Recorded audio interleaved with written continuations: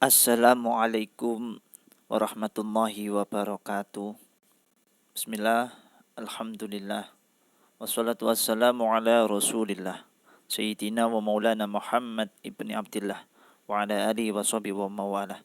Bismillahirrahmanirrahim. Rabbi israh li sadri wa yassir li amri wahlul 'uqdatam min lisani yafqahu qawli. Selamat pagi anak-anak. Semoga hari ini kita semuanya selalu diberikan kesehatan, semangat belajar, dan mudah-mudahan belajar meskipun dalam kondisi seperti ini, Allah selalu melimpahkan kepada kita semuanya ilmu yang manfaat dan juga barokah. Allahumma amin. Pada pagi hari ini sebelum kita melanjutkan materi, mari kita membaca Fatihah terlebih dahulu. Yang pertama kita tujukan kepada muallif daripada kitab hadis Riyadhus Shalihin ini, yaitu Al-Imam Abi Zakaria Yahya bin Syaraf An-Nawawi. Yang kedua kita tujukan kepada guru-guru kita, mudah-mudahan guru-guru kita selalu diberikan kesehatan, kebahagiaan, kemudahan, rezeki yang melimpah. Dan yang ketiga, mari kita doakan kedua orang tua kita, semoga kedua orang tua kita selalu diberikan kesehatan, kebahagiaan, umur yang berkah, kemudahan segala urusannya, dimudahkan seluruh rezekinya dan diberikan rezeki yang manfaat, barokah dan banyak, sehingga kita semuanya bisa belajar dengan tenang dan juga orang tua bisa mendukung proses belajar kita semuanya. Al-Fatihah. A'udzubillahi minasyaitonirrajim. Bismillahirrahmanirrahim. Alhamdulillahirabbil alamin. Arrahmanirrahim. Maliki yaumiddin. Iyyaka na'budu wa iyyaka nasta'in. Ihdinas shiratal mustaqim. Shiratal ladzina an'amta 'alaihim ghairil maghdubi 'alaihim waladdallin. Amin. Anak-anak, minggu yang lalu kalian sudah maknani dan juga sudah mendengarkan penjelasan daripada materi kita, yaitu babul ikhlas wa ikhdharin niyah, tentang ikhlas dan menghadirkan niat dalam segala bentuk perbuatan kita, tindak tanduk kita, kegiatan kita, wal aqwal, dan segala bentuk ucapan-ucapan kita, al-barizah, baik itu secara nampak, wal khafiyah, maupun secara sirri, secara rahasia. Kemarin kalian sudah kita sampaikan atau kalian sudah mendapatkan penjelasan betapa pentingnya meletakkan niat pada setiap bentuk aktivitas. Mengenai pentingnya niat, kemarin sudah kalian maknani dan sudah kalian dengarkan penjelasannya. Dasarnya apa tentang pentingnya niat, dan kemurnian sebuah niat, yaitu ikhlas itu murni, ya, karena Allah Ta'ala, berarti niatnya harus bersih. Itu satu berdasarkan firman Allah. Ini paling atas, ini adalah firman Allah, dasarnya sangat kuat, yaitu dari Al-Quranul Karim. Yang kedua dasarnya adalah dari hadis yang paling populer dan paling diketahui banyak orang, yaitu hadis berkaitan dengan innamal a'malu binniyati. Innamal a'malu binniyati itu secara lengkap kemarin sudah kalian pelajari dan sudah kalian baca tentang dalilnya niat yang dari al-hadis, yaitu hadis itu diriwayatkan dari Amirul Mukminin Abi Hafs Umar bin Khattab. Nah, ini banyak yang kurang tahu hadis itu riwayatnya siapa. Oleh karena itu, harapan saya kalian ingat-ingat. Yang pertama yang diingat adalah matanya.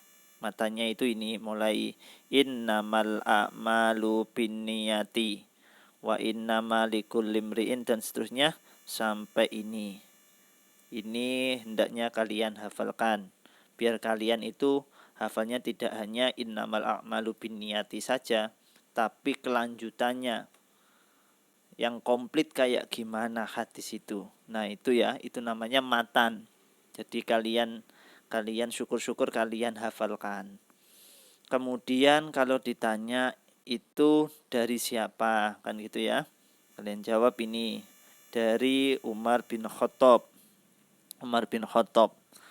Umar bin Khattab itu nama lengkapnya siapa? Kalian ini jawab. Nah, kalian jawab ini. Ini nama panjangnya. Kemarin juga minggu yang lalu sudah ada pertanyaan berkaitan dengan itu.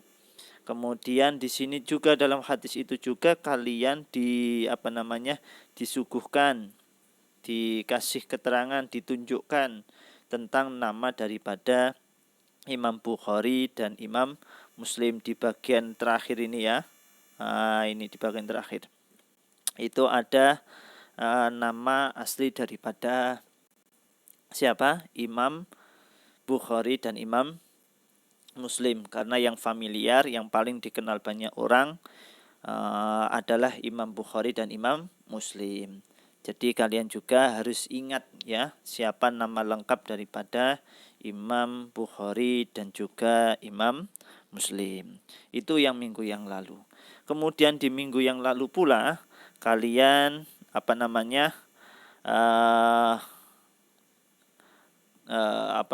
kalian juga belajar berkaitan dengan kemurnian sebuah niat. Yang mana kemudian sebuah niat kemarin kita disuguhkan hadis yang ketujuh dalam babul ikhlas yang berbunyi wa an Abi Hurairah Abdurrahman bin Sakhr. Hadis yang diriwayatkan dari Abi Hurairah Abdurrahman bin Sakhr. Jadi nama asli daripada Abi Hurairah, ini Abi Hurairah. Nama aslinya adalah siapa? Yaitu Abdurrahman bin Sakhr. Siapa? Abdurrahman bin Sakhr. Ini nama-nama yang sangat familiar, sangat famous. Kalau sampean belajar hadis, pasti banyak akan berjumpa dengan nama Abi Hurairah. Ketika ditanya kalian siapa nama asli Abi Hurairah, kalian jawab Abdurrahman bin Sakhr. Itu hendaknya diingat-ingat. Dalam hadis yang diriwayatkan dari Abu Hurairah ini, di situ ada dawuhnya Nabi Shallallahu Alaihi Wasallam, Innallaha la yanduru ila ajsamikum wala ila suwarikum walakin yanduru ila qulubikum. Kemurnian niat di situ bergantung, bukan pada melihat secara fisiknya, bentuknya, tapi secara kebersihan hatinya. Itu kalau kaitannya dengan niat. Semuanya bergantung pada pada hatinya. Kemarin juga sudah kalian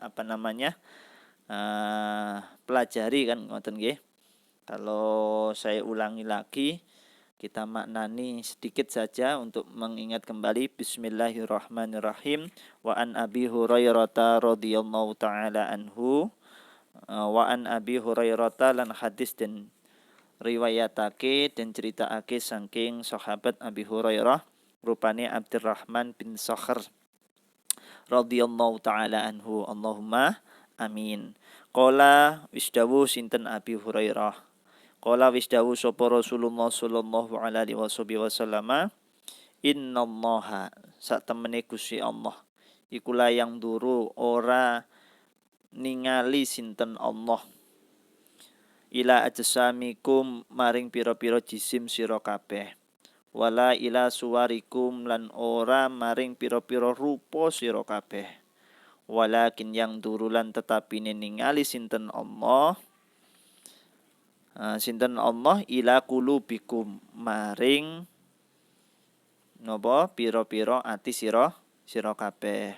Rawang riwayatake hu ing hadis sapa Muslimun Imam Muslim. Sesungguhnya Allah tidak menilai bentuk tubuh dan parasmu, tetapi yang dinilai oleh Allah adalah niat, tujuan dan kemurnian yang tumbuh dari dalam lubuk hatimu. Jadi hendaknya kalian perhatikan nggih, ditoto atine, niate nggih ditoto. Cek belajar niatono, niat golek ilmu dinggo nyedek ning gone Gusti Allah. Ojo sampai salah niat sampean belajar sekolah niat pengen sugih pengen opo. Engko gak iso sampai sampean. Jadi niate penting nggih. Niate napa? Penting. Ini ku pentingnya niat. Pun itu kemarin ya, kemarin. Kemudian hari ini kita akan belajar yakni babut taubah. Napa? Babut taubah. Kemarin kalian saya minta untuk menyiapkan materi tentang babut taubah, yaitu menerangkan tentang napa? Tobat. Di situ dikatakan babut taubati. Utawi iki kubab kang jelasake tobat. Bab menjelaskan tentang napa? Tobat. Kita simak saja. Kalau kalian maknani ya cukup banyak ya. Nanti maknani hadis mawon. Di situ ada yang pertama ini. Nah, di situ dikatakan qalal ulama'u. Ulama berkata, para ulama berkata, at-taubatu wajibatun. Napa? At-taubatu wajibatun. Taubat itu hukumnya wajib. Min kulli dzambin. Ketika atau dalam setiap perilaku yang perilaku itu ternilai dosa ataupun maksiat. Jadi setiap kita melakukan maksiat, nggih, melakukan sebuah dosa, maka kita harus atau hukumnya adalah wajib bertaubat. Wajib napa? Bertaubat. Paling minim kita ketika kita sadar melakukan sebuah kesalahan, baik itu yang bernilai maksiat ataupun dosa, maka paling minim lisan kita, hati kita harus tergerak mengucapkan istighfar. Astagfirullahaladzim. Kan gitu. Harus seperti itu. Membiasakan diri untuk nopo? Selalu mengucap istighfar. Supaya apa? Kenapa orang itu dianjurkan untuk memperbanyak istighfar? Supaya hati itu sadar. Supaya hati sadar dan refleks dan juga nopo? Refleks dan juga hati kita masih jernih ketika kita melakukan sebuah dosa, langsung tergerak untuk nopo? Menyesalinya, sehingga lisan secara otomatis nopo? Beristighfar. Jangan sampai kita itu melakukan kesalahan, melakukan dosa, tapi kita nggak sadar dan juga nggak mau istighfar. Ya repot itu nanti. Yang bisa menjadikan hati kita gelap gulita, mengeras, membatu dan lain sebagainya. Sehingga kita nanti merasa diri kita itu wis dosa yo gak apa-apa. Akhirnya meremehkan. Tapi kalau orang selalu beristighfar, selalu mengucap istighfar, selalu menyesali setiap apapun yang dilakukan itu bernilai maksiat ataupun dosa, itu nanti meskipun itu perilaku kecil, sepele, namun dalam pandangan dia itu besar di hadapan Allah. Sehingga dengan mudahnya, dengan refleksnya, dia nopo? Beristighfar, meminta ampun kepada Allah, minta bimbingan kepada Allah dan terusnya.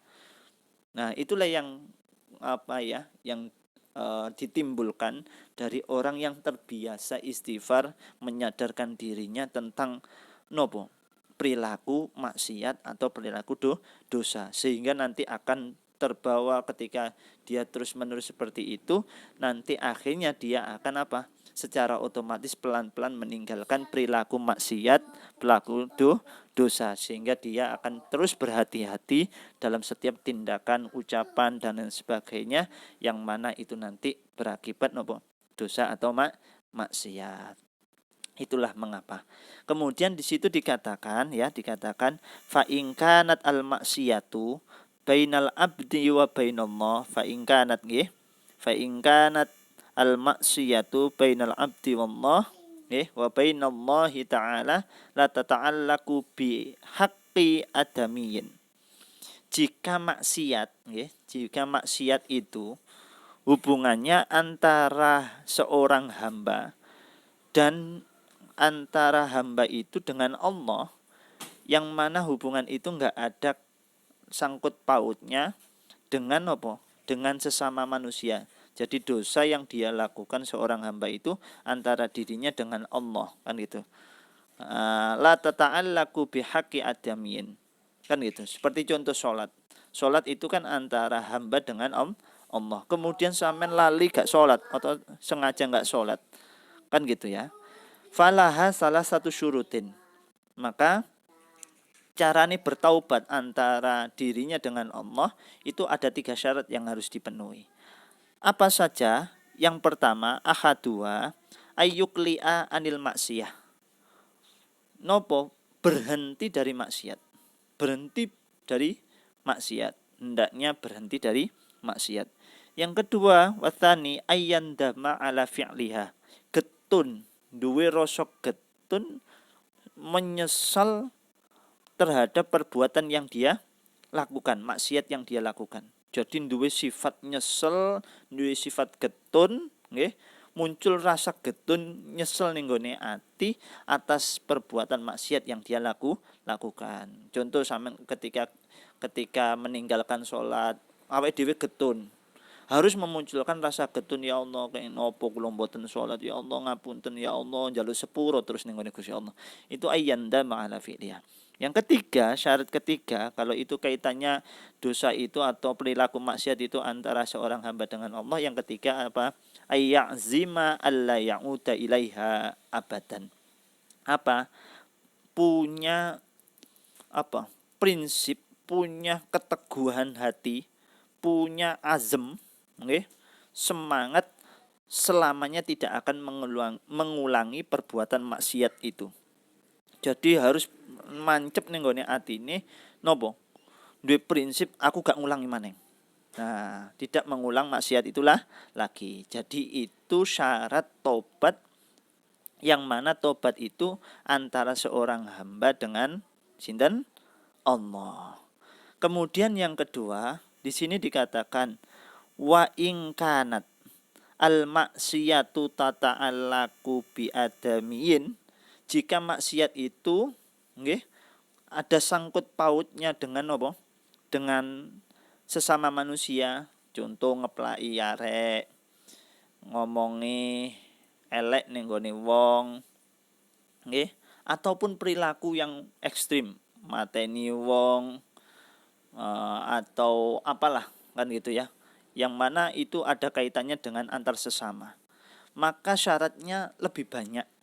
Syaratnya ada 4 ketika tobat. Nggih. Yang pertama apa? Yang pertama sama dengan syarat ini. Apa namanya? Sama, nggih, sama. 1 sampai 3 itu sama syaratnya. Yaitu 1 ayyukli'a anil maksiyah, berhenti dari maksiat. Kedua, ayandama ala fi'liha, punya rasa penyesalan di dalam hati atas maksiat yang dia lakukan.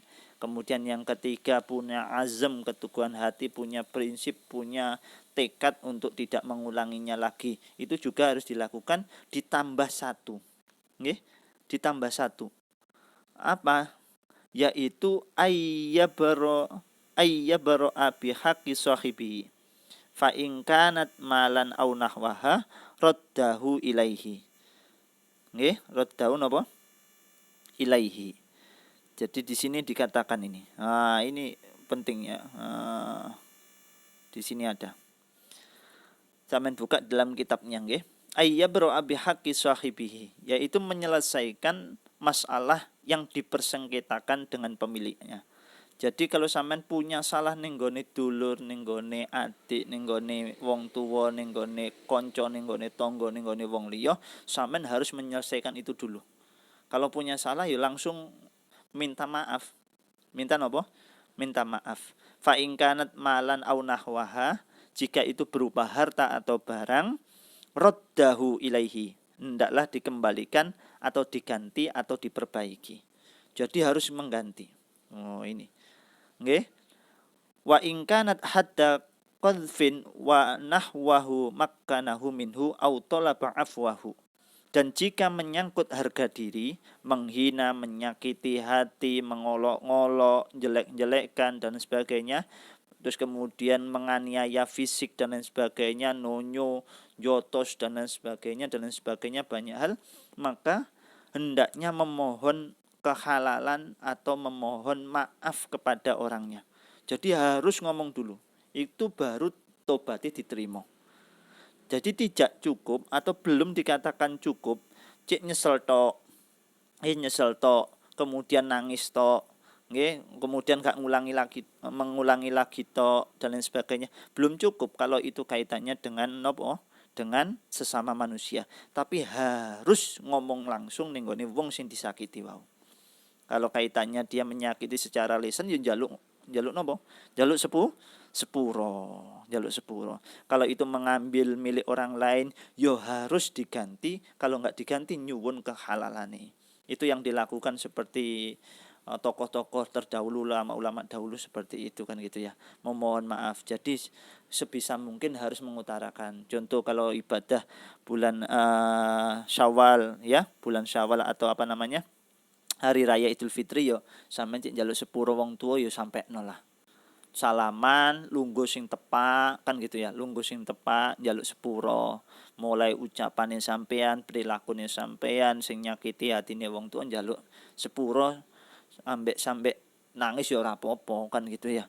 Njaluk sepuro aja ngene. Lahir batin. Nah, belum cukup ya njaluk sepuro sing temenan. Artine nyuwun keikhlasan maaf dari orang yang pernah kita sakiti.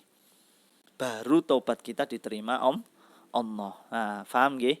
Kalau itu hubungannya antara seorang hamba dengan Allah, ada 3 syarat yang harus dipenuhi, ya kan? Harus ada 3 syarat ya. Ini sama ini kan gitu ya. Ada 3. Sedangkan kalau itu kaitannya dengan sesama manusia, perilaku maksiat, perilaku dosa, nggih? Antara nopo? Antara seorang hamba dengan hamba sesama manusia, maka syaratnya ada 4. Yang 1 sampai 3 sama kan gitu ya, sama dengan tadi ditambah 1 yaitu apa tadi? Ayyabra'a min haqqi sahibih, yaitu menyelesaikan masalah yang dilakukan dengan orang yang disakiti dan sebagainya. Itu. Itu tentang syarat-syarat atau yang harus dipenuhi bagi seseorang yang ingin bertobat kan gitu ya. Jadi diperhatikan, selama ini sama nyakiti sapa ae njaluk sepuro, temenan njaluk sepuro. Cek ning gone gurumu njaluk sepuro ning gone gurumu ben ilmumu berkah. Cek ning gone wong tuwa nggih njaluk sepuro ning gone wong tuamu. Soale apa? Enake uripe awake dhewe sebagai anak bergantung ridhone wong tua. Selama wong tua mbok sakiti, uripmu bakal sengsara. Yakin kula niku. Ya, terus cek guru yo ngono. Aja sampean napa? Sampean nyakiti atine guru-gurumu. Iso-iso ndadekke ilmumu gak berkah. Njaluk sepuro. Ngomong langsung ning gone gurumu. Mari ngrasani, mari lapo, mari dan lain sebagainya tentang gurumu. Yo, njaluk sepuro, temenan njaluk sepuro. Soale ridhone guru iku ndadekke berkah ilmumu. Ridhone wong tuamu ndadekke gampang dalan uripmu. Kan ngono ya. Makane belajar iku awake dhewe nuntut ilmu iku kudu nglewati ridhone guru ambek ridhone wong tuwa. Ya, kemudian dijogo perilaku sikape aja sampai nyakiti atine wong liya. Yo. Soalnya apa? Syaratnya abot, kudu njaluk sepuro, mengutarakan kesalahan yang dilakukan dan lain sebagainya. Ya. Nah, itulah pentingnya tobat. Saiki dasare apa kok orang itu dianjurkan untuk bertobat. Di situ dikatakan firman-Nya Allah Taala di sini. Nah, ini firman-Nya Allah Taala. Perintah untuk bertaubat, perintah untuk njaluk sepuro.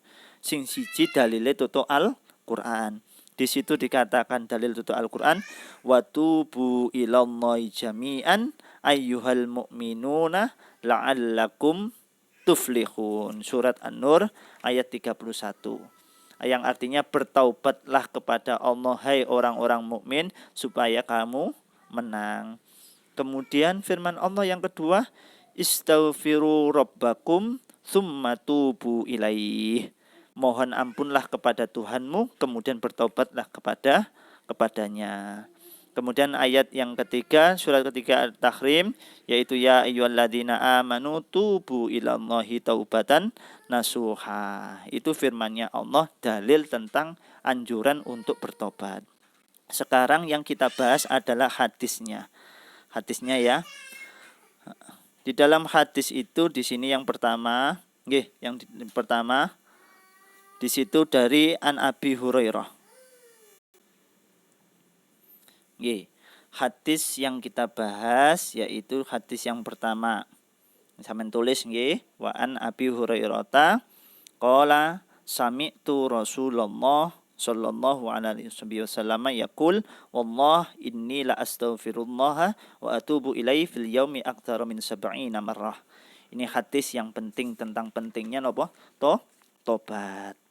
Monggo di mana nih? Bismillahirrahmanirrahim. Wa an Abi Hurairah lan hadis dan riwayatake saking sahabat Abi Hurairah radhiyallahu taala anhu. Qala dawu sapa Abi Hurairah, sami'tu mireng sapa ingsun Rasulullah sallallahu alaihi wasallam yaqulu khalid dawu sinten Rasul. Khalid dawu sinten Rasul dawuhe piye? Wallah demi Allah. Subhanallah. Rasulullah Kanjeng Nabi memulai kalimat dengan sumpah. Berarti menunjukkan seriusnya Nabi. Gak guyon. Dawuh iki temenan, omongane temenan. Ngoten nggih. Sesuatu yang diawali dengan sumpah. Napa malih niki Kanjeng Nabi wis dawuh diawali dengan sumpah, berarti ora guyon. Serius sak serius-seriuse. Rungokno nggih. Sumpah nggih diawali dengan sumpah dengan kalimat wallahi. Inni sak temene ingsun. Jadi kalimat yang diawali dengan ini itu menunjukkan double serius. Temenan serius. Nggih, temenan serius nggih. Iku la astaghfiru. Yakti istighfar sapa ingsun. Nggih. Jadi ada 3 ini penunjuk seriusnya itu 3 kuadrat. Sangat-sangat napa? Serius. Iki dawuh Kanjeng Nabi bener-bener serius. Sampeyan rungokno nggih. Nyuwun ngapura sapa ingsun Allah ing Gusti Allah. Wa atubulan tobat sapa ingsun ilaihi maring Allah. Jadi Rasulullah Nabi Muhammad niku bener-bener napa? Maca istighfar njaluk sepuro ning gone Gusti Allah. Bener-bener tobat ning gone Gusti Allah. Fil yaumi ing dalem sedina. Aktsara luwih akeh. Aktsara kang luwih akeh min 70 marrah napa saking napa 70 ambalan. Jadi setiap hari Rasulullah sallallahu alaihi wasallam bertobat mengucap istighfar lebih daripada 70 kali. Pertanyaane, awake dhewe ping pira sedina? Padahal awake dhewe duduk nabi. Awake dhewe gurung dijamin mlebu swarga. Ping pira awake dhewe istighfar dalam sehari ning gone Gusti Allah. Iki coba direnungke. Nabi mawon lebih daripada 70. Dalam redaksi lain ada yang lebih dari 100 kali. Rawang riwayatake hu ing hadis sapa Al-Bukhari Imam Bukhari. Ya Allah. Jadi demi Allah nggih, demi Allah. Nabi dawuh demi Allah aku Muhammad beristighfar dan bertaubat kepada Allah secara serius lebih daripada 70 kali setiap hari. Ya Allah, itu luar biasa nih Nabi. Luar biasa nih Nabi memberikan contoh suri tauladan buat kita. Meskipun Nabi sudah dijamin masuk surga, tapi Nabi juga secara manusiawi mengajarkan kepada kita sebagai umatnya, yaitu apa? Ojo sampai lali ambek dosa maksiat sing awake dhewe lakoni, tur ojo sampai ucul tutuk nopo perilaku istighfar, perilaku tobat, ben awake dhewe terus tersadar bahwasanya nopo tiada lain tiada bukan nopo yang nopo istilahnya menghapus atau mengapura, memaafkan kesalahan kita hanyalah Allah. Maka kita harus bergantung kepada Allah, ridhone Gusti Allah. Pun Yang kedua, yang terakhir di sini dikatakan wa an Abi Musa, nggih. Ini terakhir mawon. Wa an Abi Musa Abdillah bin Qais. Lan hadis dan riwayatake saking Abi Musa Abdillah bin Qais al-Asy'ari radhiyallahu taala anhu. Anin Nabi saking Kanjeng Nabi Muhammad sallallahu alaihi wasallam qala dawu sapa Abi Musa. Qala dawu sapa Nabi nggih. Qala dawu sinten Nabi? Nabi dawu. Niki sampean rungokno nggih. Sampean rungokno. Ini betapa sayangnya Allah kepada hamba-hamba nih. Coba ini sampean rungokno temenan, sampean cekeli temenan nggih. Betapa sayangnya Allah. Allah niku enggak ingin umat hamba iku mlebu neraka. Pingine niku mlebu swarga. Niki ditunjukkan dari hadis ini. Sampeyan rungokno ya. Innallaha sak temene Gusti Allah. Temenan iki nggih temenan. Iku yapsutu beber sinten Allah. Napa beber? Beber sinten Allah yadahu ing rahmati Allah. Bilaili ing dalem wektu wengi. Liyatuba supaya tobat sapa musiun nahari.